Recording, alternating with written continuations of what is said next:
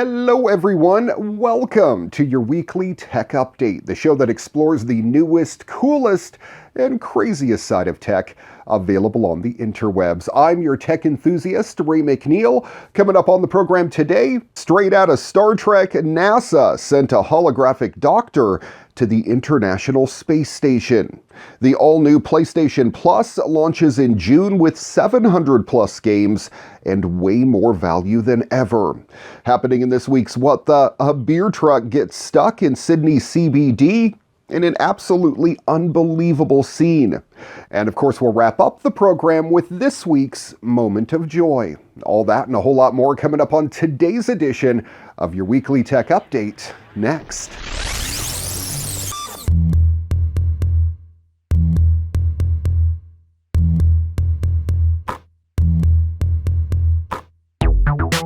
You know, as much as I wish we were already living in the sci-fi Star Trek-like age, I can admit that we are getting closer and closer every day. For over 20 years, there has been a continuous human presence in space.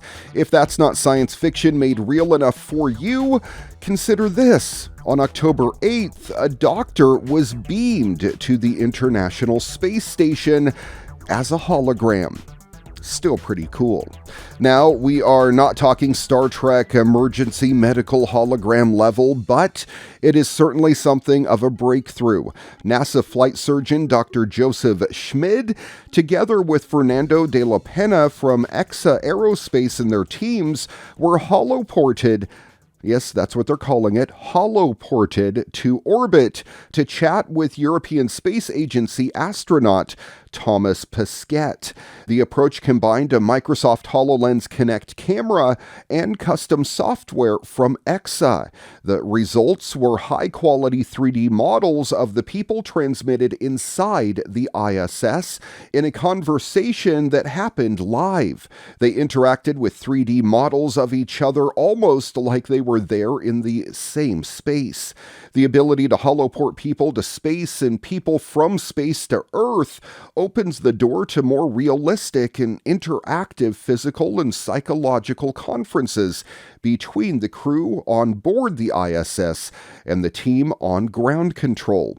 And you could imagine that would probably help for the family life as well, with potential for dealing with medical emergencies, private psychiatric sessions, and of course family meetings and a whole lot more. This is a completely new manner of human communication across vast distances, Dr. Schmid said in a statement. Furthermore, it is a brand new way of human exploration where our human entity is able to travel off the planet. Our physical body is not there, but our human entity absolutely is there. It doesn't matter that the space station is traveling at 17,500 miles an hour and in constant motion in orbit 250 miles above Earth. The astronaut can come back 3 minutes or 3 weeks later, and with the system running, will be there in that spot live on the space station. Holoportation has been developed by Microsoft over the last 6 years, but this is the first time it has been used in space, making Dr. Schmid and company the first people to be holoported off Earth. The next step for this technology is to combine it with augmented reality so that telementoring can become a reality.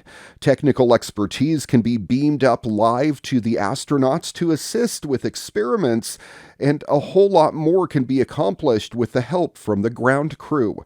Imagine you can bring the best instructor or the actual designer of a particular complex technology right beside you whenever you might be working on it. Holoportation could come in extremely handy with the future of long-haul travel for space missions further afield like Mars, but it is not the only place that could benefit from this technology. From Antarctica to remote islands and mountains, this emerging technology could have so many intriguing applications. The age of holograms is here. MetaQuest 2's new Hand Tracking 2.0 mode brings some dramatic improvements to using your hands without controllers. Meta says its researchers and engineers developed a new method of applying deep learning to better understand hand positions when the device's cameras can't see the full hand or when the hand is moving quickly, describing the results as a step function improvement in tracking continuity. The new mode apparently can handle your hands moving quickly, one hand covering the other, and even your hands touching, scenarios which previously caused the tracking to temporarily break. This should make hand tracking much more practical to use and enable new actions like clapping and counting on fingers.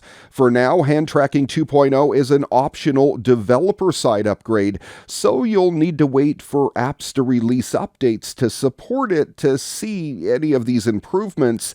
However, later this year, Hand Tracking 2.0 will become the default. The new mode supersedes the high-frequency hand tracking mode released last year. That mode was also a developer choice and also improved fast hand movements as well as reducing latency. Meta claims Hand Tracking 2 delivers the fast movement benefits of high frequency and more, but runs at the default frequency so you don't have the trade-offs.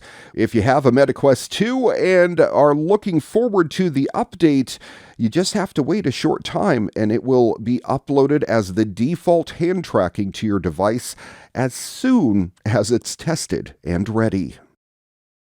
Furniture brand Baut has revealed a new motorized gaming bed that might just be the most excessive gaming peripheral that has ever been manufactured.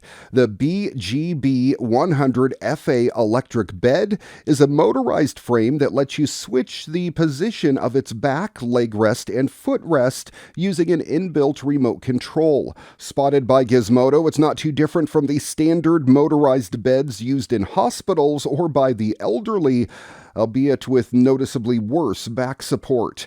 But it's designed to pair with other Baut products, letting you create an entire ecosystem of gaming furniture around the place you lay your head at night and day if Baut gets its way.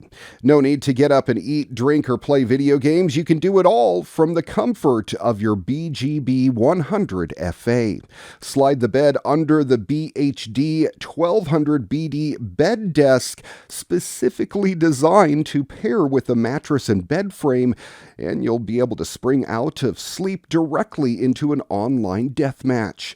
When you're done, just pop out that remote control, lower the bed into a sleeping position, and drift off among the comforting memories of your kill streaks. I'm surprised there's not a toilet built into this thing as well.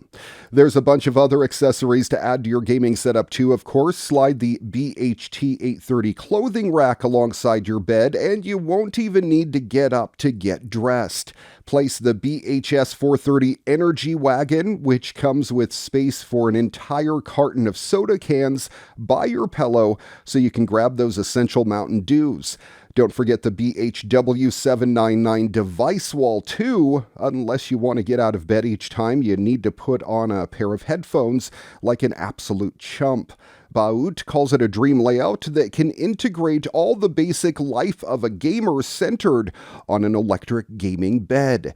If you do like the look of the bed frame, you'll have to pay extra for the BMT 100S gaming mattress to put on top of it.